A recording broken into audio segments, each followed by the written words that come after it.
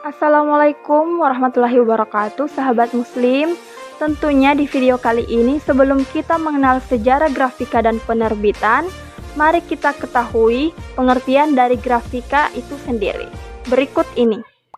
Pengertian dari grafika ialah suatu proses penyampaian suatu informasi, gagasan, pikiran, kesan perasaan yang dituangkan dalam cara percetakan untuk disampaikan kepada khalayak. Pada tahun 1991 dihadirkan proses hubungan yang terjalin antara pepres dan cetak. Berikut ini 4 tahap zaman sejarah penerbitan di Indonesia.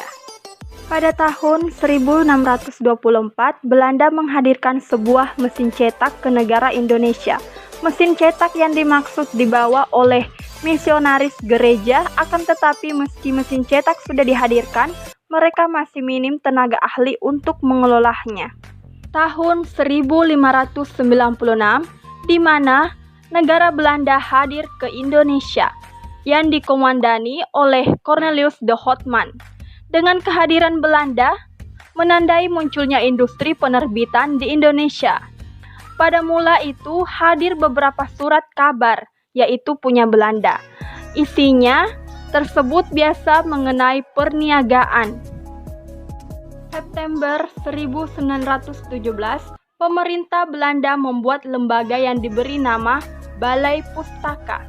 Untuk melancarkan tugasnya, Balai Pustaka membuat 4 bidang, ialah redaksi pers, administrasi, dan perpustakaan. Tahun 1921, Balai Pustaka mempunyai mesin cetaknya sendiri.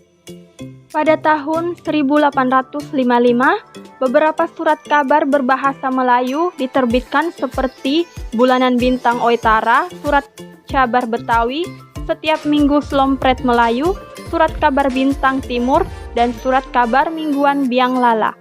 Terbitnya surat kabar mingguan ataupun bulanan yang menggunakan bahasa Melayu sangat bermanfaat bagi keturunan Tionghoa, karena mereka kebanyakan sebagai pedagang.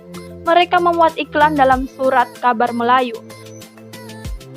IKAPI atau Ikatan Penerbit Indonesia, terlahirnya berbagai industri penerbitan maupun percetakan di Indonesia pada masa awal dasarnya oleh rasa nasionalisme. Dalam mewujudkan hal tersebut, mereka menerapkannya pada dunia penerbitan ini supaya mereka dapat mengeluarkan dan menerapkan idealismenya. Terdapat 4 jenis penerbitan buku. Berikut ini. Pertama, penerbitan buku. Ketika kita membahas mengenai bagaimana perjalanan sejarah perkembangan penerbitan buku, yang terlintas dalam pikiran kita atau benak kita ialah bagaimana pengaruh kekuasaan Belanda yang begitu dominan dan menentukan arah pergerakan sastra bangsa ini. Kedua, Tan Koen Sui, nama yang cukup fenomenal dalam penerbitan sastra Indonesia. Perjuangannya yang menelusuri setiap kota ke kota di Indonesia berbuah manis. Dalam pengembaraannya, dia belajar bahasa Hakka. Bahasa Hakka ialah suatu dialek yang sering digunakan oleh keturunan Tionghoa pada masa itu. Dengan menguasai bahasa itu, Tan Koen Sui mampu menjalin relasi dengan warga keturunan demi kesuksesan usahanya. Yang ketiga, terbitan berseri ialah suatu tulisan yang berisi informasi yang masih berbentuk orisinal dan biasanya belum diterbitkan maupun dipublikasikan.